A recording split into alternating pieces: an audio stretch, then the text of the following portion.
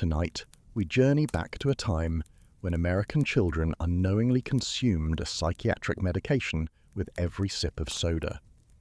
A time when the bright, fizzy drink known as 7-Up contained lithium citrate, the same compound doctors today prescribe for bipolar disorder.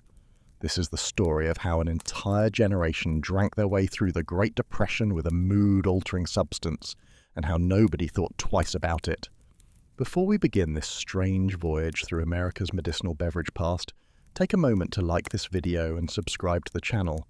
And let me know in the comments, where are you watching from tonight, and have you ever heard this peculiar piece of soda history before?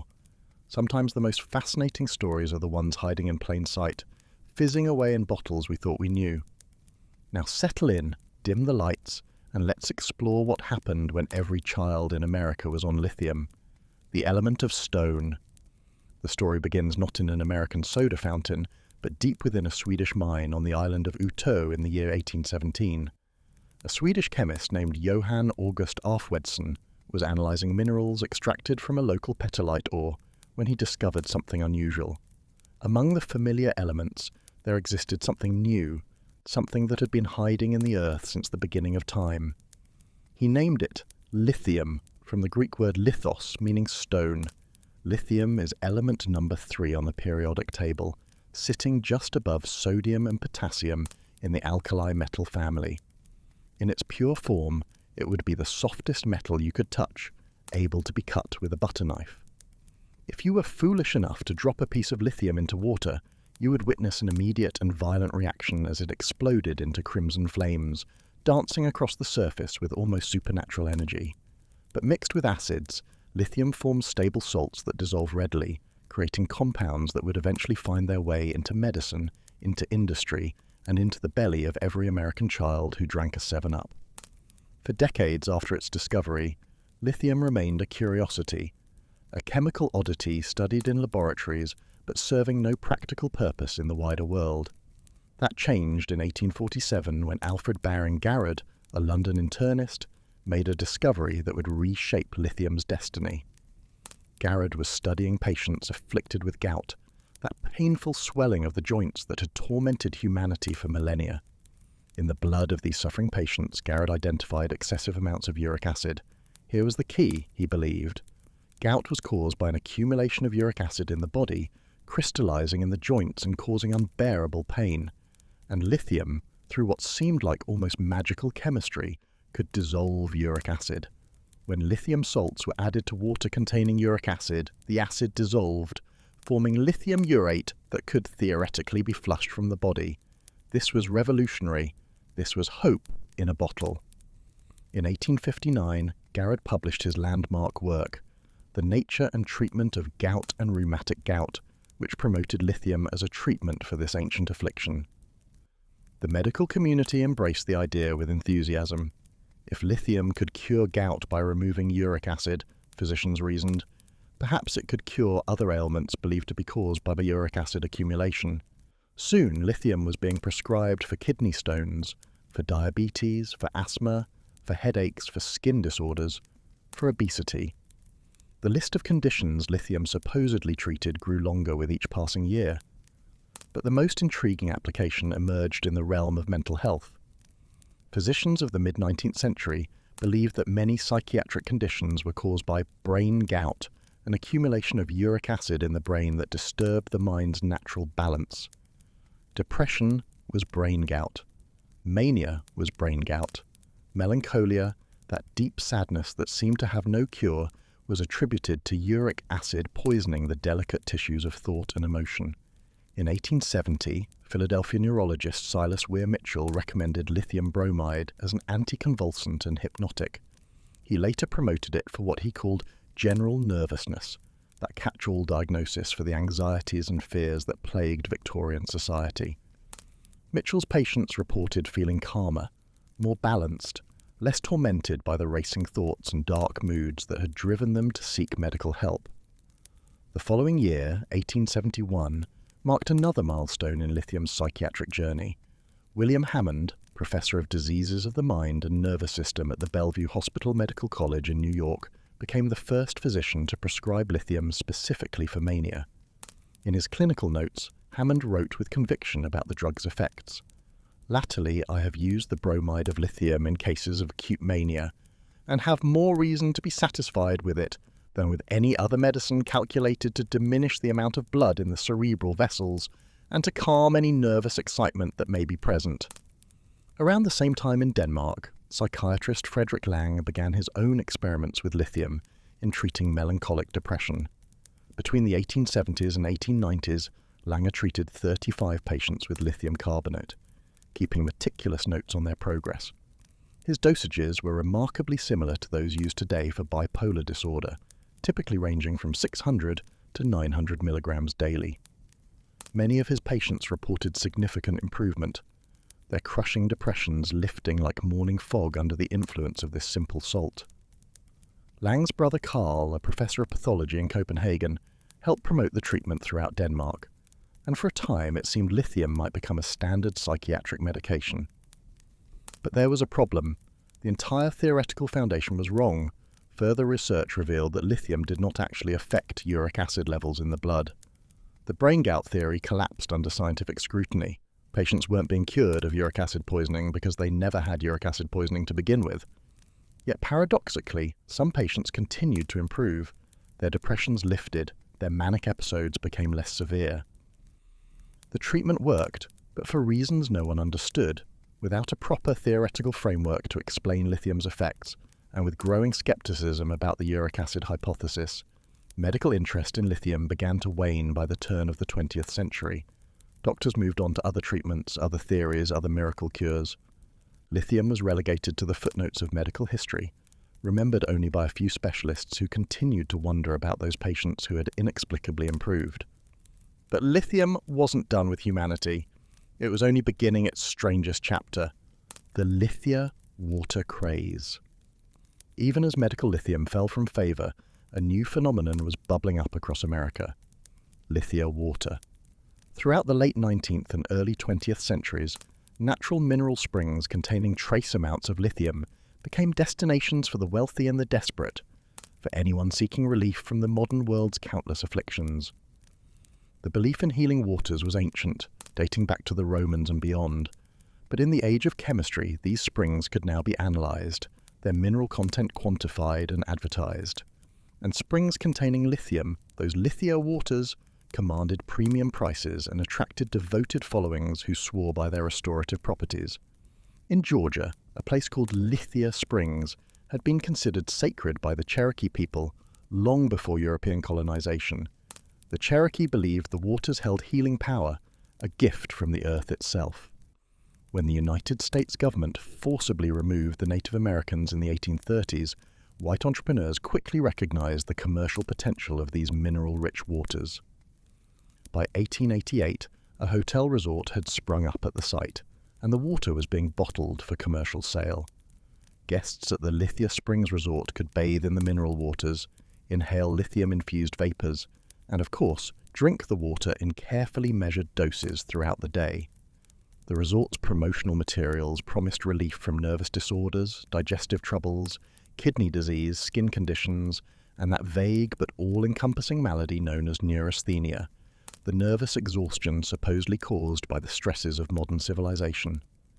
Wealthy Atlantans and visitors from across the South made pilgrimages to Lithia Springs, seeking what modern medicine could not provide.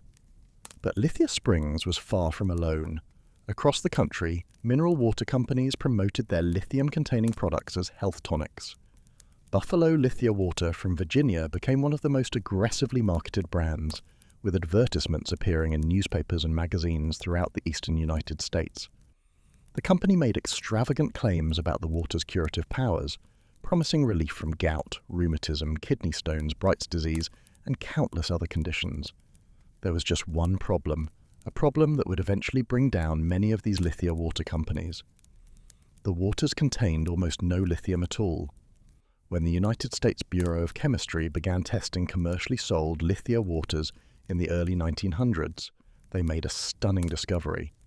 Most of these supposedly lithium-rich waters contained such infinitesimal amounts of the element that obtaining a therapeutic dose would require drinking absurd quantities. In a court case against Buffalo Lithia Water, Expert testimony revealed that a person would need to consume between 150,000 and 225,000 gallons of the water daily to receive a dose equivalent to what doctors were prescribing as lithium medication. The revelation was devastating to the company's claims, and Buffalo Lithia Water was eventually forced to change its name to Buffalo Mineral Springs Water, dropping all references to lithium from its advertising. The company limped along for a few more decades before finally ceasing production in the 1950s. But the exposure of fraudulent lithia waters didn't kill the public's appetite for lithium products. If the natural springs didn't contain enough lithium, enterprising businessmen reasoned, why not add it artificially? This was the patent medicine era, a time when pharmaceutical regulation was virtually non-existent, when anyone with a chemistry set and a printing press could manufacture and market medicinal products with whatever ingredients they chose, making whatever claims seemed most profitable. Lithium tablets began appearing in pharmacies and general stores. Unlike the deceptive lithia waters, these tablets actually contained lithium, usually in the form of lithium carbonate or lithium citrate. The doses varied wildly from manufacturer to manufacturer, with no standardization or quality control. Some tablets contained barely enough lithium to have any physiological effect. Others contained dangerous amounts that led to severe side effects. Patients taking lithium tablets in the late 1800s and early 1900s reported a range of symptoms that we now recognize as signs of lithium toxicity. Weakness plagued those who took too much. Their hands developed tremors that made simple tasks like holding a teacup or writing a letter nearly impossible. Their vision blurred. They felt dizzy and disoriented. Some experienced nausea and vomiting. The most severe cases developed kidney problems that would persist for years. Yet despite these dangers, lithium products proliferated. Lithium beer was brewed and marketed in Wisconsin. Pharmacies created their own lithium tonics and elixirs, mixing lithium salts with alcohol and flavoring agents. Some drugstores even offered lithia Coke, combining lithium water with Coca-Cola syrup at the soda fountain, creating a double-drugged beverage that promised energy from the cocaine and coca leaf extract in the Coca-Cola, combined with the supposed mood-lifting and health-giving properties of lithium. By the 1920s and 1930s, lithium had become so embedded in American consumer culture that its inclusion in beverages seemed entirely natural. People trusted lithium. They associated it with health, with wellness, with the cure for whatever ailed them. The medical establishment might have moved away from lithium prescriptions, but the public hadn't. Lithium was familiar. Lithium was safe. Lithium was something you gave to your family. This was the cultural landscape into which Charles Leiper Grigg would introduce his new soft drink. This was the America that would embrace a lithiated lemon-lime soda with open arms and thirsty throats. The soda man from Missouri, Charles Leiper Grigg was born on May 11, 1868, in the tiny hamlet of Price's Branch, Missouri, a speck on the map in Montgomery County, so small it barely warranted a place in the state's atlas. His birthplace wasn't even a proper house, but a rebuilt log storeroom measuring roughly 14 by 24 feet, where his father, Charles Lewis Skidmore Grigg, and mother, Mary Elizabeth Leiper Grigg, raised their family in the modest circumstances common to rural Missouri in the years following the Civil War. The elder Grigg was a farmer and part-time constable, working land that had been contested and scarred during the border conflicts between Union and Confederate sympathizers. Young Charles grew up in this hardscrabble environment, attending a one-room schoolhouse about a mile from home, traveling on foot or horseback depending on the weather and the season.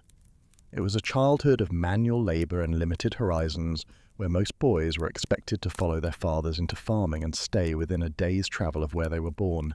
But Charles Leiper Grigg had other ideas. The family eventually opened a general store in Price's Branch, one of the few commercial establishments in the tiny community of just 25 residents. Grigg worked in the store as a young man, learning the art of retail, understanding what customers wanted, and how to sell it to them.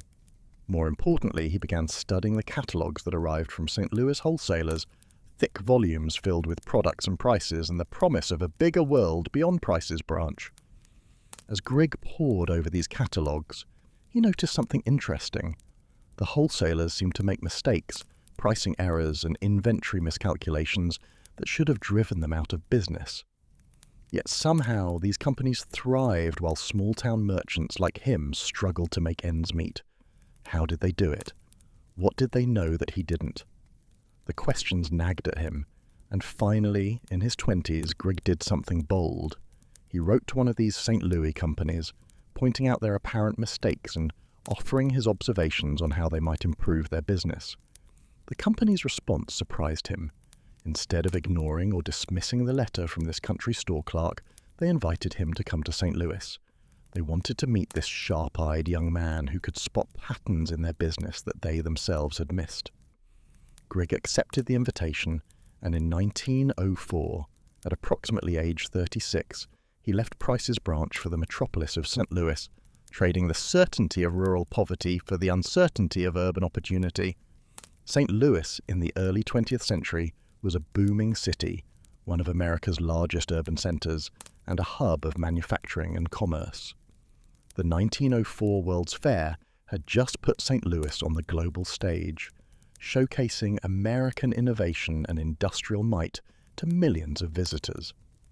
For a man from Price's branch, population 25, St. Louis must have seemed like a different planet. Grigg found work in the advertising field, learning the new science of persuading customers to buy products they might not have known they needed. He worked for various agencies, partnering with different firms, always paying attention to what worked and what didn't, always learning. Through these advertising positions, Grigg was introduced to the carbonated beverage business, an industry experiencing explosive growth as Americans developed an insatiable appetite for fizzy drinks. By 1919, Grigg had landed a position as advertising manager for the Whistle Company, owned by a businessman named Vess Jones. It was here that Grigg got his first taste of creating his own soft drink. Working with the company's resources, he developed an orange-flavored soda called Whistle. The name was straightforward, memorable, and the drink found a following in the St. Louis area. For the first time, Charles Leiper Grigg had created something that bore his mark, something that people actually wanted to buy and drink. But success bred conflict. Grigg and his employer, Vess Jones, had a falling out, one of those business disputes that seems inevitable when creative minds clash over credit and direction. Grigg quit, walking away from Whistle even though he had invented it. He took a position with the Warner Jenkinson Company, a firm that developed flavoring agents for soft drinks. Once again, Grigg created a drink, this time a second orange-flavored soda he called Howdy. When Grigg eventually moved on from Warner Jenkinson, he took Howdy with him. This time, he wasn't going to work for someone else. Together with financier Edmund G. Ridgway, Grigg formed his own company, the Howdy Corporation. For the first time in his life, at an age when most men were thinking about retirement, Charles Leiper Grigg was his own boss, the master of his own destiny in the carbonated beverage business. Howdy did reasonably well, finding its niche in the crowded soft drink marketplace. But Grigg soon faced a problem. The citrus growers of America, sitting on huge surpluses of oranges, lobbied state governments to pass laws requiring that orange sodas contain actual orange juice and pulp. On the surface, this seemed like a consumer protection measure, ensuring that orange sodas actually contained real fruit. In practice, Grigg found that adding real orange juice didn't improve the taste of orange soda. If anything, it made the drinks less appealing to the consumers who had come to expect a certain artificial orange flavor from their sodas. More importantly for Grigg's business, the new regulations gave larger companies with better distribution networks and processing facilities an advantage over smaller operators like the Howdy Corporation. Grigg could see the writing on the wall. Orange sodas were becoming dominated by big players like Orange Crush. He needed to find a different niche, a different flavor profile that could compete in the increasingly crowded marketplace. Grigg began researching alternatives. He ruled out colas, which were dominated by Coca-Cola and Pepsi. Root beers had their own established brands. Ginger ales were well covered by Canada Dry and others. That left lemon-lime sodas, a category that seemed wide open. True, there were already around 600 different lemon-lime sodas being sold across America in the late 1920s. But none of them had achieved national prominence. None of them had become household names. The category was fragmented, filled with local and regional brands that never expanded beyond their initial markets. Grigg saw opportunity in that fragmentation. If he could create a lemon-lime soda that truly stood out, that offered something the other 600 brands didn't, maybe he could build a national business. He spent 2 years experimenting with different formulas, testing various combinations of lemon and lime oils, adjusting the carbonation levels, tweaking the sugar content. His goal was to create a soda that was more refreshing, more effervescent, more thirst-quenching than the competition. But he needed something else, something that would give his new drink a marketing edge in a crowded field. He needed an ingredient that suggested health, wellness, and advantage beyond mere taste. And in the late 1920s, as Charles Leiper Grigg prepared to launch his new lemon-lime soda, there was one ingredient that perfectly fit those requirements: lithium. Birth of a lithiated lemon-lime. October 1929, the month when Charles Leiper Grigg finally perfected his formula and launched his new soft drink. The timing, in retrospect, seems almost cosmically ironic. Just 2 weeks after Grigg's soda hit the shelves, the stock market crashed, triggering the slide into the Great Depression that would define the 1930s and forever alter American society. As banks failed and fortunes evaporated, as breadlines formed and unemployment soared to 25%, Americans could purchase a bottle of Grigg's new drink and experience what the label promised: a mood lift, courtesy of lithium citrate. The original name was a mouthful: bib label lithiated lemon-lime soda. The name foregrounded the lithium content, making it the second word customers would read. This wasn't an accident. Grigg was explicitly marketing lithium as the drink's key ingredient, its unique selling proposition in a market glutted with lemon-lime sodas. The lithiated designation told consumers this wasn't just flavored sugar water, this was medicine. This was wellness in a bottle. The formula contained 7 main classes of ingredients, which many historians believe explains the 7 in what would become the drink's eventual name. There was carbonated water, the foundation of any soda. Sugar provided sweetness and calories, important in an era when many Americans struggled to get enough to eat. The essence of lemon and lime oils gave the drink its characteristic citrus flavor, sharper and more refreshing than the orange drinks that dominated the market. Citric acid added tartness and acted as a preservative. Sodium citrate served as a buffering agent, helping to balance the acidity. And then there was lithium citrate, the mood-enhancing ingredient that set this soda apart from all those other lemon-lime drinks. How much lithium did each bottle contain? This question has vexed historians and chemists for decades because Grigg never publicly disclosed the exact formulation, and no original bottles with intact analyzable contents appear to have survived. However, researchers have made educated estimates based on several factors: the amount of sodium and potassium salts in modern 7-Up, the taste threshold for lithium salts, and the marketing claims made by the company. Lithium salts have a salty, slightly metallic taste similar to sodium, but somewhat less intense. For a beverage to be palatable, the lithium content had to be below the threshold where it would make the drink taste medicinal or unpleasantly salty. Modern 7-Up contains approximately 170 milligrams per litre of potassium, added as potassium citrate. If original 7-Up had replaced this potassium with lithium, while maintaining a similar taste profile, the lithium citrate content would have been roughly 200 milligrams per litre. A standard bottle in the 1930s and 1940s was 7 ounces, about 207 millilitres. If our estimates are correct, each bottle would have contained approximately 41 milligrams of lithium citrate. That might not sound like much, but consider what it means for a child drinking soda. A child who drank 3 bottles of 7-Up in a day, not an unusual amount during hot summer months or at birthday parties, would have consumed 123 milligrams of lithium citrate. For comparison, modern therapeutic doses of lithium for treating bipolar disorder typically range from 600 to 900 milligrams of lithium carbonate daily, which converts to roughly 150 to 225 milligrams of elemental lithium. The lithium citrate in 7-Up would have provided far less elemental lithium than therapeutic doses, but it wasn't zero, it wasn't placebo. Children were consuming an active dose of a psychotropic substance with every sweet, fizzy sip. And consume it they did. Initially, the cumbersome bib-label lithiated lemon-lime soda name was shortened to 7-Up lithiated lemon soda, which still emphasized the lithium content.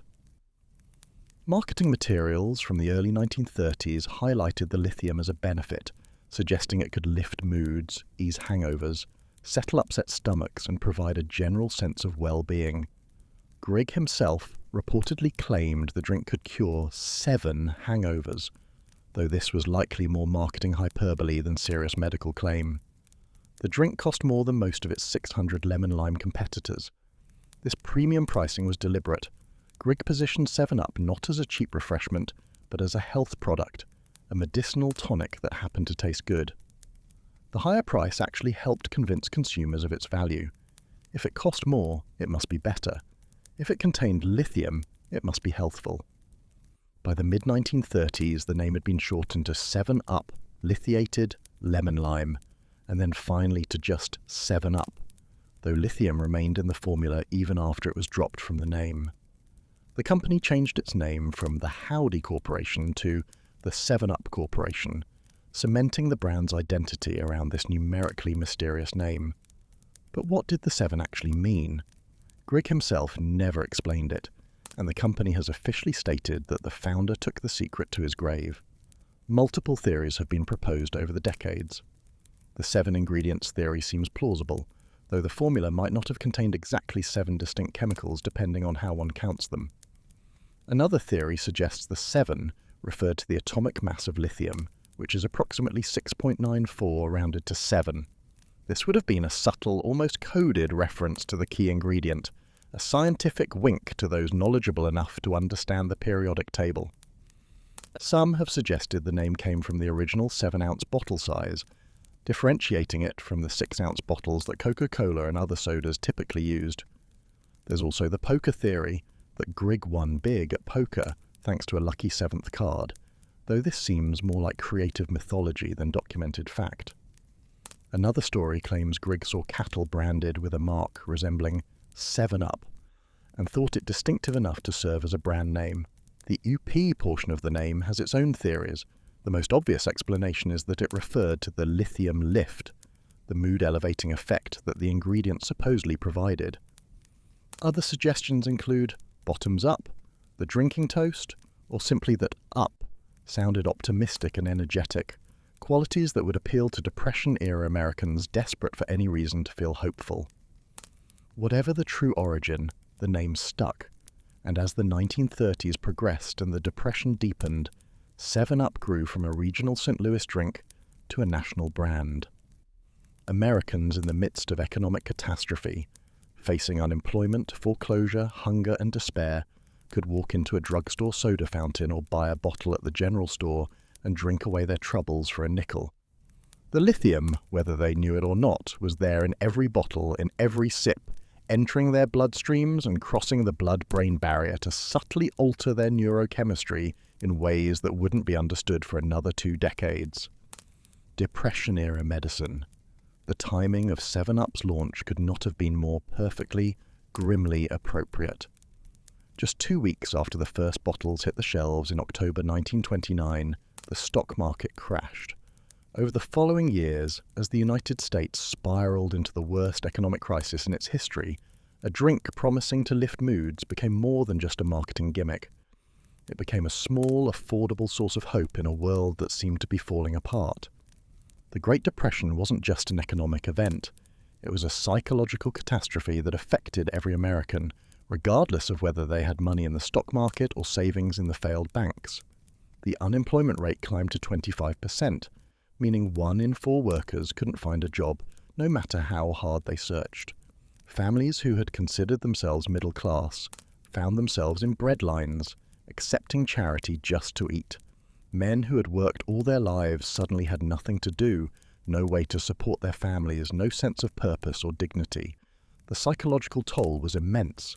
Suicide rates increased. Depression, both the economic kind and the mental health kind, became epidemic. People felt helpless, hopeless, stuck in a situation that seemed to have no end and no solution. The government's initial response was inadequate, and even after Franklin Roosevelt's New Deal programs began in 1933, Economic recovery was slow and uncertain. In this context, a soda that promised to improve your mood had obvious appeal. 7-Up's marketing played directly into the psychological needs of Depression-era America. Print advertisements from the 1930s emphasized the drink's refreshing qualities, its ability to quench thirst and provide energy.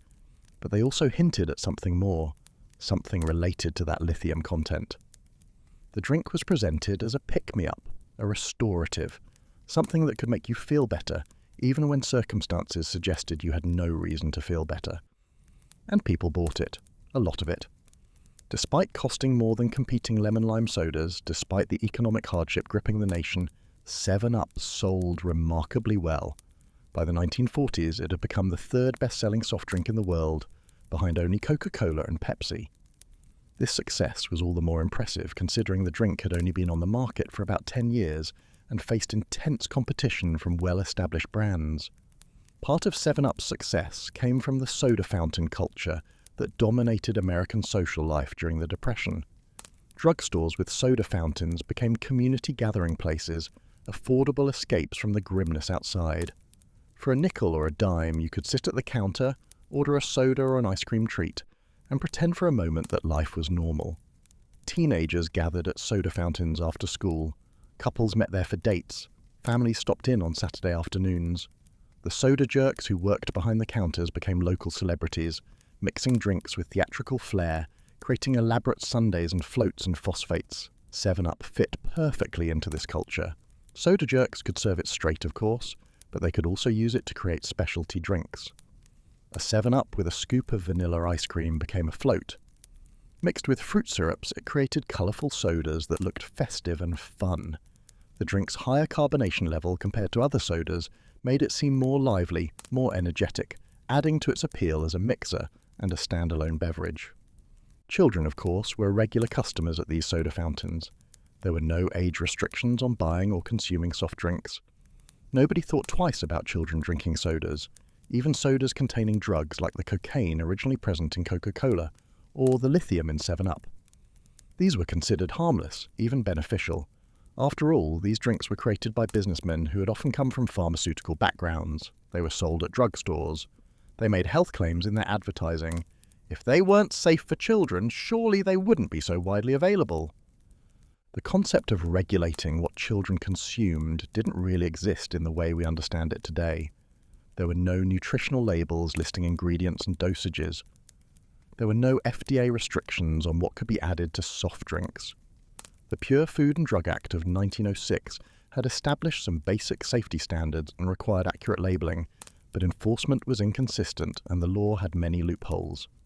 So, children drank 7-Up without their parents worrying about the lithium content, mostly because their parents didn't know there was lithium in the drink or what lithium might do. The name had been shortened to just 7-Up by the mid-1930s, with no mention of lithium on the label. Parents saw a lemon-lime soda that their kids enjoyed, that seemed to give them energy, that kept them happy and occupied. What more did they need to know? School children brought 7-Up in their lunchboxes. Birthday parties featured 7-Up alongside the cake and ice cream. Summer picnics and family outings almost always included several bottles of the fizzy drink, kept cold in streams or ice chests. At home, families might keep a case of 7-Up in the pantry for regular consumption.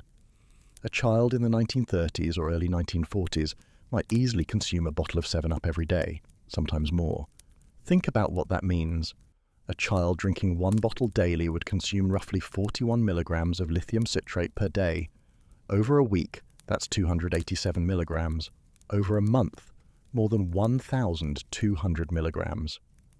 This wasn't a therapeutic dose in the medical sense, at least not by the standards that would be established decades later. But it wasn't nothing either. It was a regular daily exposure to a psychoactive substance during critical developmental years. Did it affect them? It's impossible to know for certain. The children who grew up drinking lithiated 7-Up are mostly gone now, and they wouldn't have had any basis for comparison anyway. How could you know if your moods, your thoughts, your developing brain chemistry were being subtly influenced by a soda when you had nothing to compare it to? The drink was just part of the environment, as normal as tap water or milk. but we can make some educated guesses based on what we now know about lithium's effects. Even at subtherapeutic doses, lithium has mood-stabilizing properties. It reduces impulsivity and aggression. It may have neuroprotective effects, potentially stimulating the growth of new neurons and protecting existing ones from damage. In therapeutic doses, it prevents suicide more effectively than any other psychiatric medication. So perhaps the generation that grew up on lithiated 7-Up was, in some small way, different because of it. Perhaps they were slightly calmer, slightly less impulsive, slightly more emotionally stable than they would have been otherwise. Or perhaps the doses were too small to have any measurable effect at all, and the drink's success was purely due to its taste and marketing. We'll never know for certain. What we do know is that 7-Up became woven into the fabric of American childhood during the Depression and the early 1940s. It was there at birthday parties and school lunches, at family dinners and summer picnics. An entire generation consumed lithium without knowing it, without anyone thinking it was unusual or dangerous or even worth mentioning. And all the while, the medical understanding of lithium was evolving, though the connection to soft drinks wouldn't become clear until much later. The chemistry of mood in a bottle. To understand what was actually happening when children drank 7-Up, we need to understand lithium at a chemical level. This isn't just academic curiosity. The story of lithium in 7-Up is fundamentally a story about a society that didn't understand the substances it was consuming, that trusted manufacturers and advertisers to tell the truth about what went into commercial products. Lithium citrate, the form of lithium used in 7-Up, is a lithium salt of citric acid with the chemical formula Li3C6H5O7. When dissolved in water, it dissociates into lithium ions and citrate ions. The citrate portion is biologically inert, simply providing a convenient and relatively stable way to deliver lithium. The active component, the part that actually affects human physiology, is the lithium ion itself. Lithium is the lightest metal and the lightest solid element. It sits at the top of the alkali metal column in the periodic table, making it chemically similar to sodium and potassium, the two electrolytes essential for nerve and muscle function. This similarity is key to understanding both lithium's therapeutic effects and its side effects. Because lithium is so similar to sodium and potassium, it can interact with the same biological systems, sometimes substituting for these essential minerals, sometimes blocking them, sometimes enhancing their effects. When you drink lithiated 7-Up, the lithium citrate dissolves in your stomach, releasing lithium ions into your digestive system. These ions are absorbed through the intestinal wall and enter the bloodstream, where they circulate throughout your body. Lithium distributes itself across all tissues, but it has a particular affinity for crossing the blood-brain barrier, that selective membrane that normally protects the brain from potentially harmful substances in the blood. Once in the brain, lithium begins interacting with neurotransmitter systems in ways we still don't completely understand even today.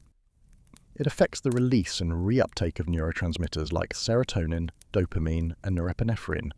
It influences second messenger systems within neurons, altering how cells respond to chemical signals. It modulates the activity of enzymes involved in neurotransmitter synthesis and degradation. The net effect of all these complex interactions is a subtle but measurable change in mood and cognition. Lithium doesn't make you high. It doesn't produce euphoria or altered states of consciousness. What it does is dampen extremes. It reduces the peaks of mania and the valleys of depression, pushing mood toward the middle ground.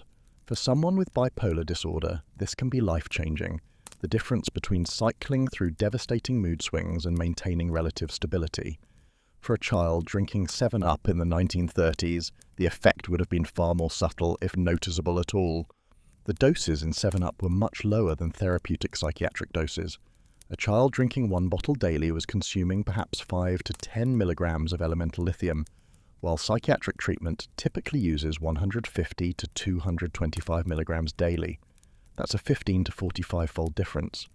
At such low doses, most children probably experienced no conscious effects at all. Their moods felt normal to them because they had no other baseline to compare to. But lithium has effects even at low doses, effects that might not be noticeable on a day-to-day basis, but could potentially matter over months or years of exposure. Animal studies have shown that even low-dose lithium can affect brain structure.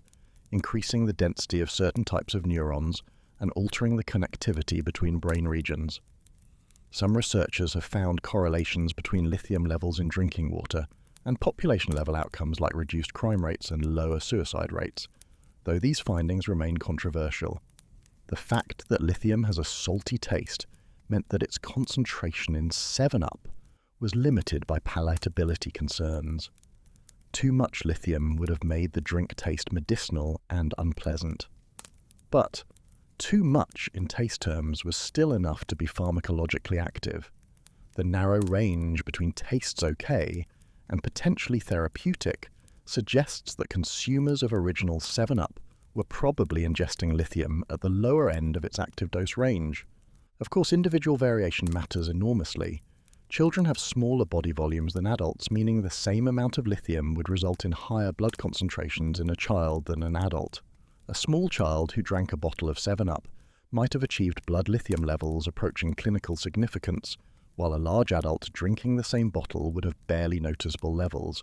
Metabolism also varies from person to person, with some people processing lithium quickly and others retaining it for longer periods.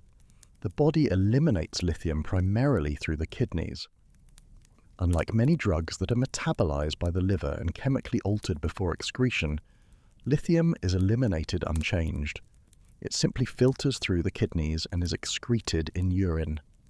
This means that kidney function becomes critically important for lithium safety. Someone with healthy kidneys can eliminate lithium efficiently, maintaining safe blood levels even with regular intake. Someone with impaired kidney function might accumulate lithium over time, potentially reaching dangerous levels. In the 1930s and 1940s, nobody was monitoring kidney function in children drinking 7-Up. Nobody was measuring blood lithium levels. Nobody even knew to look for signs of lithium toxicity, because the medical community had largely forgotten about lithium's psychiatric applications and wasn't thinking about lithium in the context of consumer beverages. The drink was just another soda, one among many, distinguished mainly by its marketing and its somewhat higher price point. This ignorance extended to the broader context of lithium exposure in American society. 7-Up wasn't the only source of lithium in people's lives during this period.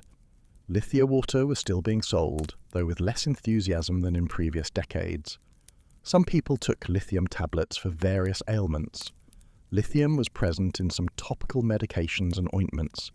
The cumulative exposure from all these sources could potentially add up to significant amounts, especially for people who trusted in lithium's health benefits and deliberately sought out lithium-containing products. The irony is profound. At the exact time when Americans were consuming lithium in soft drinks and health tonics, serious medical research into lithium's psychiatric effects had essentially ceased.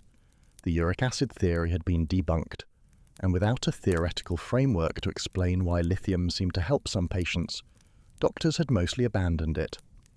It would take a discovery in war-torn Australia, more than a decade after 7-Up's launch, to resurrect lithium as a legitimate psychiatric medication and begin the process of understanding what it actually does in the human brain. The ubiquity of lithiated refreshments. While 7-Up became the most successful and widely distributed lithium-containing beverage, it wasn't alone in offering Americans a dose of this mood-altering element. The late 1920s through the 1940s represented the peak of lithium's presence in the American food and beverage supply, a time when multiple products proudly advertised their lithium content as a selling point. Lithia beer had been brewed and marketed in Wisconsin since the early 20th century. The brewers claimed that the lithium gave their beer health benefits beyond ordinary alcohol, positioning it as a more healthful choice for the discerning drinker. Whether the beer actually contained meaningful amounts of lithium is questionable, given the fraudulent claims of many lithia water producers, but the marketing message was clear.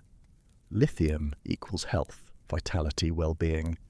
At soda fountains across the country, creative soda jerks experimented with lithium-containing drinks. We've already mentioned Lithia Coke, mixing lithium water with Coca-Cola syrup. But there were countless other combinations. Lithia water mixed with fruit syrups created Lithia lemonades and Lithia orangeades.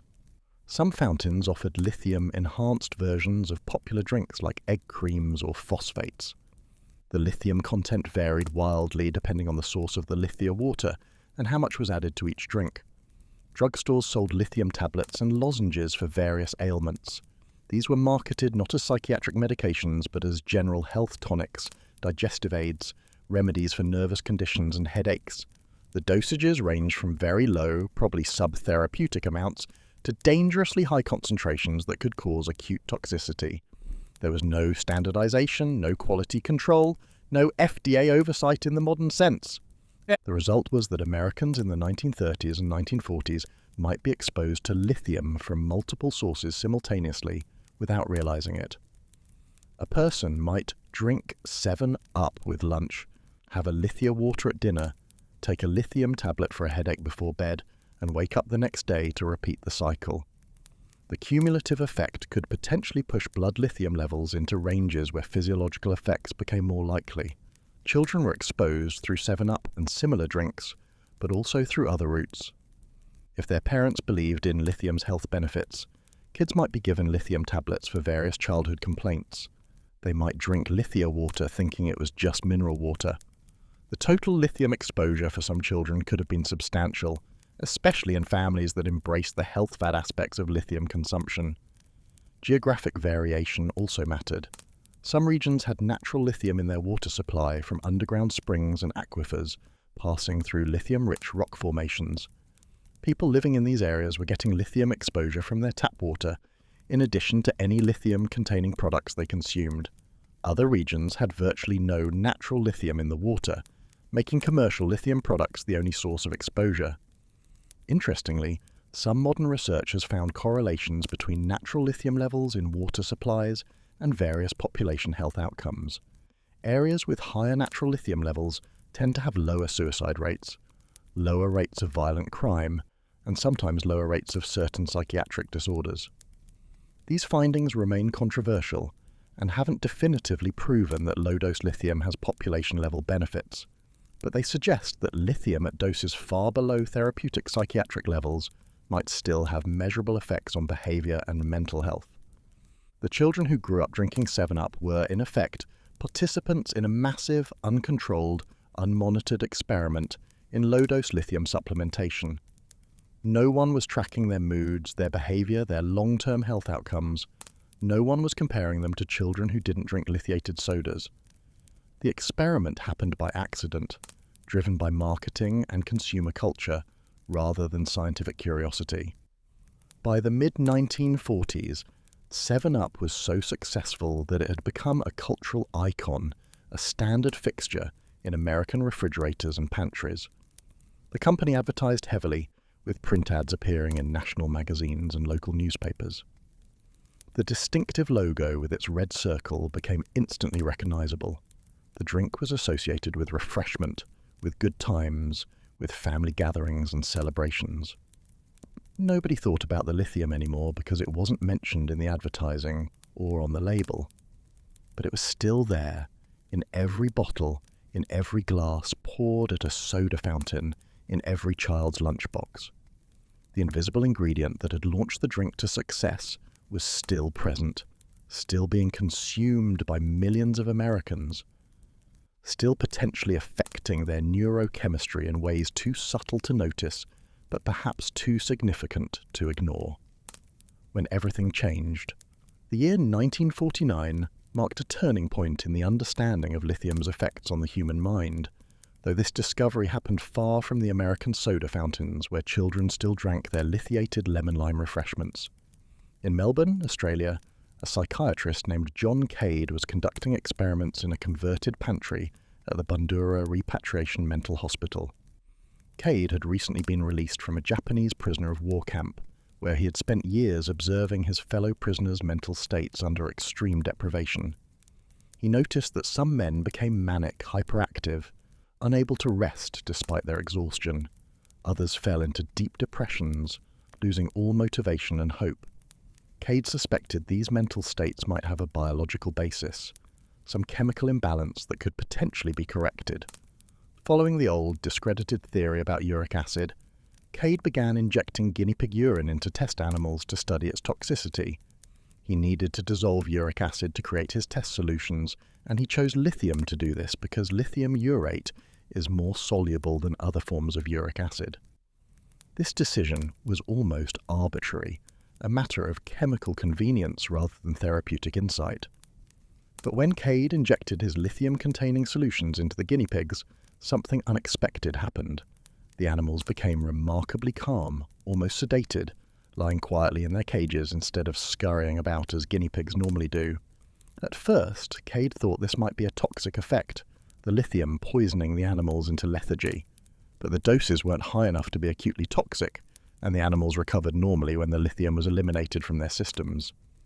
Curious, Cade ingested lithium himself to test its safety in humans.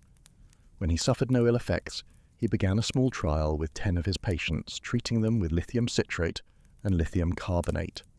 The results, particularly in manic patients, were astonishing. Men who had been agitated, sleepless, unable to control their racing thoughts and erratic behavior, calmed down within days of starting lithium treatment. They could sleep, they could hold conversations, they could function. Cade published his findings in 1949 in the Medical Journal of Australia. His paper, titled Lithium Salts in the Treatment of Psychotic Excitement, described his guinea pig experiments and his clinical experiences with remarkable clarity and cautious optimism. He had rediscovered what the Lang brothers had found in Denmark 70 years earlier, what 19th century physicians had stumbled upon without understanding. Lithium has powerful effects on mood and behavior. But Cade's discovery didn't immediately change medical practice, and it certainly didn't immediately affect 7-Up. The beverage continued to contain lithium for another year after Cade's publication. American psychiatrists were slow to embrace lithium, partly because the United States was dominated by psychoanalysis at the time, with its emphasis on talking therapy rather than medication.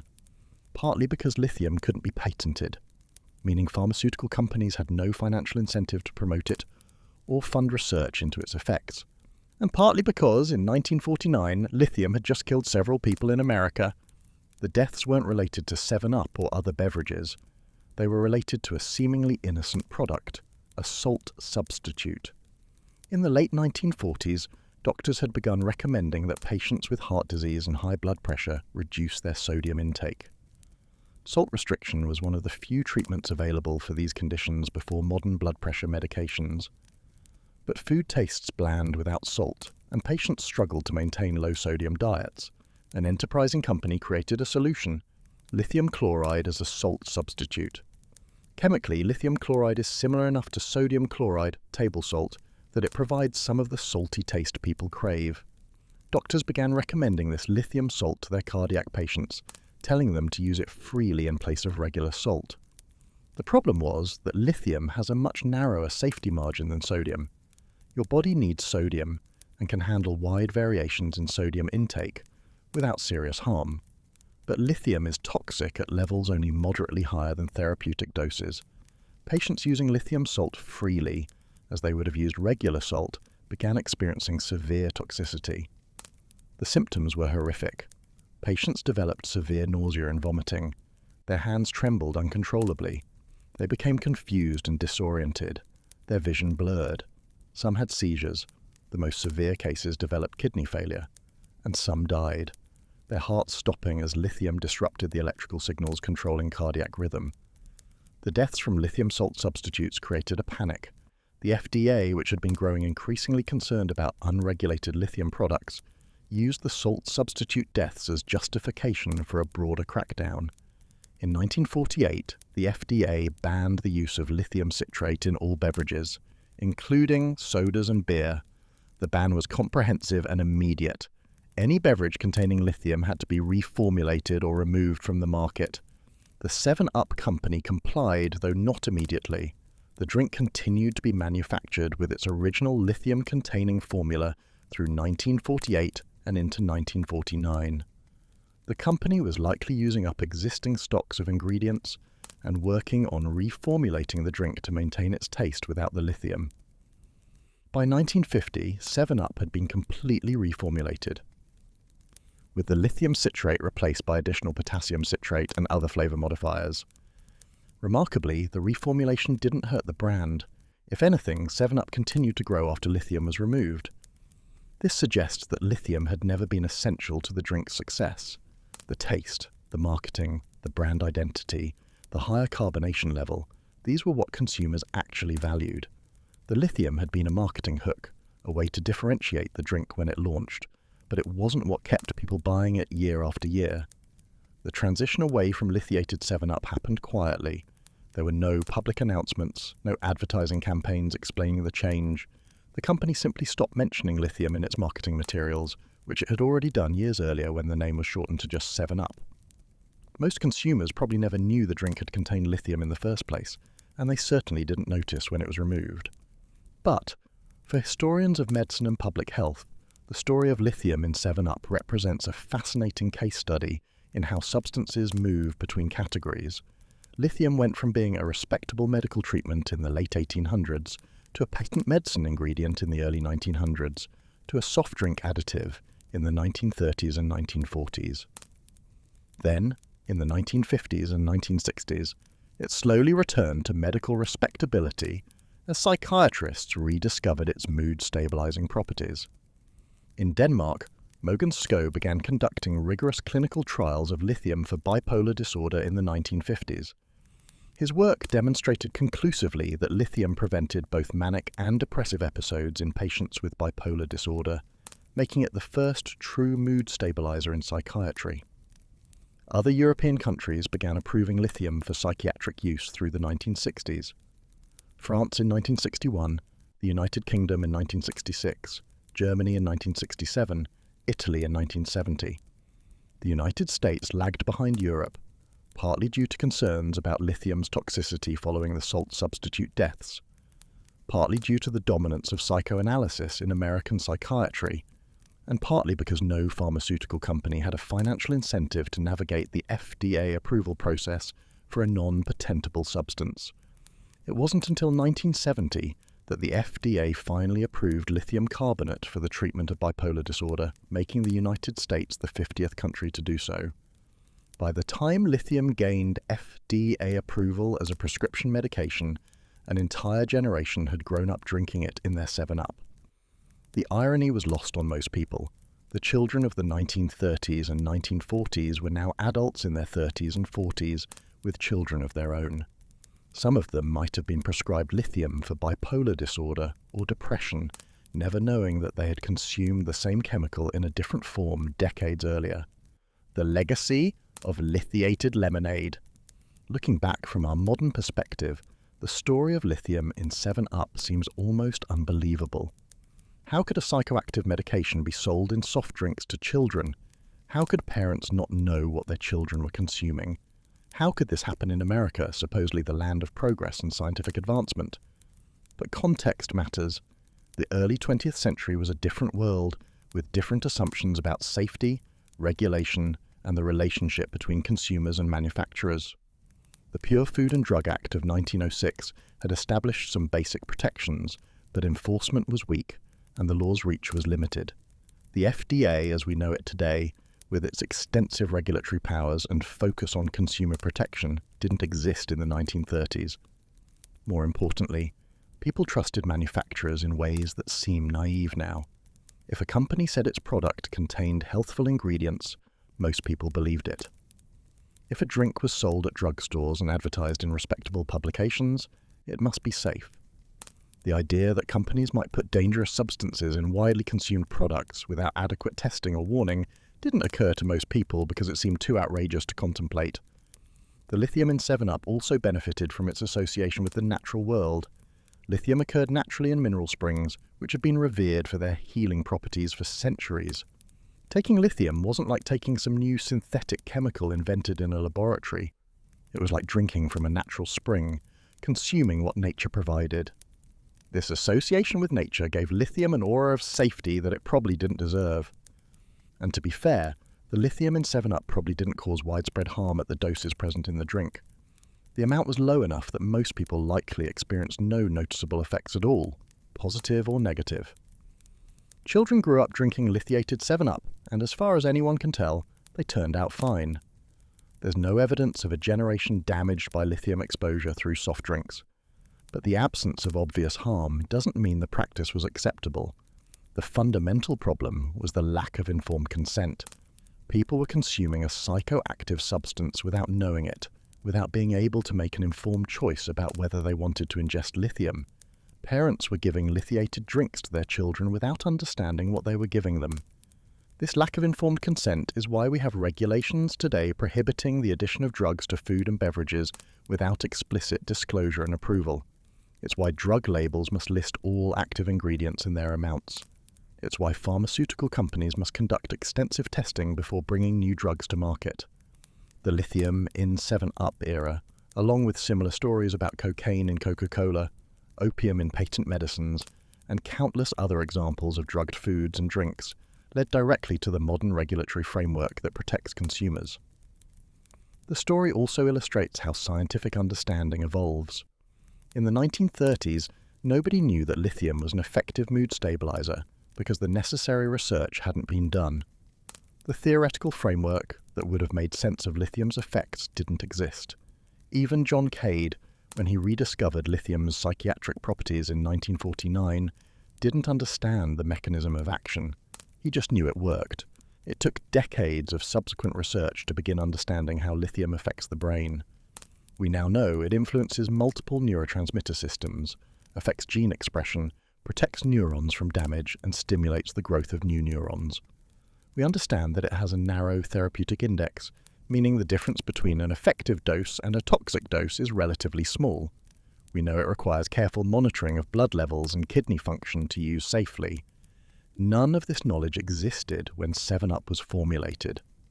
Charles Leiper Grigg chose lithium because it had a reputation as a healthful ingredient and could be easily incorporated into his beverage formula. He probably had no idea that he was creating a drink that would give millions of Americans, including countless children, regular exposure to a substance that would later become a cornerstone of psychiatric pharmacology. The children who drank lithiated 7-Up are mostly in their 80s and 90s now, if they're still alive. They grew up in a different America, one shaped by depression and war, by radio and big bands, by soda fountains and drugstore counters. They remember 7-Up as a treat, a refreshing drink on hot summer days, a special addition to birthday parties. They don't remember it as medication because they never knew it was medication. And perhaps that's the most disturbing aspect of this story. Not that lithium was in 7-Up, but that it could be there without anyone realizing the full implications. A society that unknowingly medicates its children is a society that has lost control over what goes into the products it consumes. The fact that we find this story shocking today is, in some ways, a measure of progress. It means we've developed higher standards for transparency, safety, and informed consent. The 7-Up brand survived its lithium phase and went on to become one of the most recognizable soft drink brands in the world. It's still produced and sold today, still marketed as a crisp, refreshing lemon-lime soda, still using that mysterious 7-Up name that hints at its lithiated origins without explicitly acknowledging them. The company has changed hands multiple times over the decades, moving from Grigg's original 7-Up Corporation to Philip Morris in 1978, then split between PepsiCo International and a private equity group, US, in 1986, eventually becoming part of Dr. Pepper Snapple Group, and now Keurig Dr. Pepper. Yet, throughout these corporate transitions, the brand has maintained its identity while adapting to changing consumer preferences. Diet 7-Up was introduced to meet demand for low-calorie options. The formula has been tweaked multiple times, sometimes using high-fructose corn syrup instead of sugar, sometimes marketed as 100% natural before retreating from that claim when the definition of natural was questioned. But through all these changes, the lithium never returned, and probably never will. Modern 7-Up contains carbonated water, high-fructose corn syrup, or sugar depending on the version, citric acid, natural flavors, potassium citrate, and potassium benzoate as a preservative. It's a simple formula, not that different from the original, except for the absence of that one key ingredient that gave the drink its initial identity and possibly its name. The regulatory awakening. The story of lithium in 7-Up is one chapter in a larger story about how America learned to regulate its food supply and protect consumers from hidden dangers. The early 20th century was a wild west of food and drug manufacturing, where companies could add almost anything to their products with minimal oversight or consequences. Patent medicines, which flourished in the late 1800s and early 1900s, were particularly egregious offenders. These supposed cure-alls often contained cocaine, opium, morphine, cannabis, and alcohol in various combinations, marketed with outrageous claims about their healing properties. Mothers gave these medicines to teething babies, not knowing they were essentially drugging their children with narcotics. Adults took them for everything from headaches to cancer, trusting the manufacturer's claims without question. The Pure Food and Drug Act of 1906 was the first significant attempt to bring order to this chaos.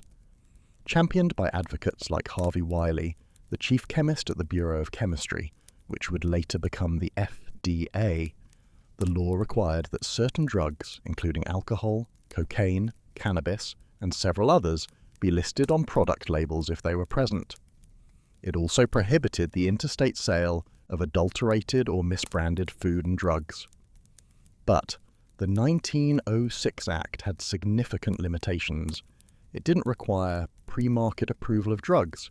It didn't set safety standards or require testing before products could be sold. It mainly dealt with labeling and adulteration.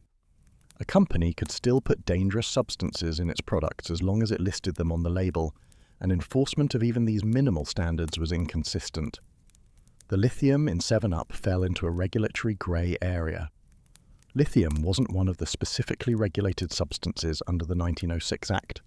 The drink wasn't making explicit medical claims that would have classified it as a drug rather than a food product. As long as the ingredients were generally recognized as safe, which lithium apparently was at the time, there was little legal basis to prohibit its use in beverages. This changed in 1938 with the Federal Food, Drug and Cosmetic Act, a much more comprehensive law passed in response to a disaster involving a poisonous elixir that killed more than 100 people. The 1938 Act required that new drugs be proven safe before being marketed, gave the FDA more enforcement powers, and established stricter standards for drug labeling. But even the 1938 Act didn't immediately affect 7-Up because lithium citrate wasn't a new drug in the legal sense. It had been used in beverages and medicines for decades and was grandfathered in under the existing regulations. It took the specific crisis of the lithium salt substitute deaths in the late 1940s to prompt regulatory action. The FDA's 1948 ban on lithium in beverages was part of a broader effort to remove lithium from consumer products where it posed potential risks. The ban was based on the toxicity demonstrated by the salt substitute incidents and the recognition that lithium had a narrow safety margin that made it inappropriate for use in products where consumption amounts couldn't be controlled. Interestingly, while lithium was being banned from soft drinks, its legitimate medical use was being rediscovered. This created an odd regulatory situation where lithium became more restricted in some ways, no longer allowed in beverages or over-the-counter products, but more accepted in others, gradually being embraced as a prescription psychiatric medication. The FDA approval of lithium carbonate for bipolar disorder in 1970 marked the final transformation of lithium from an unregulated patent medicine ingredient to a carefully controlled prescription medication. Today, lithium therapy requires regular blood level monitoring, kidney function tests, and thyroid function tests. Doctors must carefully balance the dose to achieve therapeutic levels while avoiding toxicity. Patients must be educated about the signs of lithium toxicity and the importance of maintaining consistent dosing. This level of medical supervision would have seemed absurd to the Americans drinking lithiated 7-Up in the 1930s and 1940s. They were getting lithium from a soda fountain for a nickel, with no prescription, no monitoring, no medical supervision at all. The transformation from casual consumption to careful medical management reflects how dramatically our understanding of lithium and our approach to drug regulation generally has evolved. The broader regulatory lessons from the 7-Up story continue to resonate today. We still grapple with questions about what substances should be allowed in food and beverages, what level of disclosure is required, what safety testing is necessary before products reach the market. Energy drinks containing high levels of caffeine, supplements making health claims with minimal FDA oversight, foods containing novel additives or processing methods, all of these raise questions similar to those posed by lithium in 7-Up. We've established a more robust regulatory framework than existed in the 1930s, but it's still imperfect. Substances can enter the food supply through various pathways, sometimes being used for years before their safety is fully evaluated. The generally recognized as safe GRAS designation, which allows certain substances to be used without pre-market approval, still creates loopholes that some companies exploit. The fundamental tension remains between industry's desire for flexibility and innovation and the public's need for safety and transparency. Finding the right balance requires constant vigilance, ongoing research, and a willingness to act when evidence suggests a substance poses unacceptable risks. The story of lithium in 7-Up reminds us why this vigilance matters. For nearly 20 years, American children consumed a psychoactive substance in their soft drinks, and almost nobody knew or cared. That this happened without apparent widespread harm was more luck than wisdom. The next time might not be so fortunate. Conclusion. The story of lithium in 7-Up is a strange, almost dreamlike chapter in American history. It seems impossible that something so significant could have happened so quietly, affecting millions of people without anyone really noticing or caring. An entire generation grew up drinking lithiated lemon-lime soda, unknowingly consuming a psychiatric medication that would later become tightly controlled and carefully monitored. Charles Leiper Grigg died on April 16, 1940, 11 years after launching his lithiated beverage, and 8 years before the FDA would ban its key ingredient. He never saw the drink's greatest success, which came during and after World War II when American troops were supplied with 7-Up alongside Coca-Cola. He never knew that his creation would outlive its lithium content and continue to be sold for decades after that controversial ingredient was removed. The small-town boy from Price's Branch, Missouri, had created something that touched millions of lives. Whether the lithium made any real difference to those lives, we'll never know for certain. The doses were probably too low to have major effects for most people, though some individuals, particularly small children who drank the soda regularly, might have experienced subtle mood effects they never attributed to their beverage choice.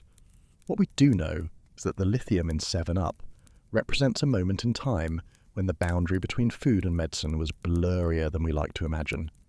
When substances we now consider powerful drugs were casually added to consumer products without oversight or disclosure. When people trusted manufacturers and advertisers to tell them the truth about what they were consuming. We've learned from that era, established regulatory frameworks and safety standards that make a repeat of the 7-Up situation less likely. We require disclosure of ingredients. We demand safety testing. We monitor for adverse effects.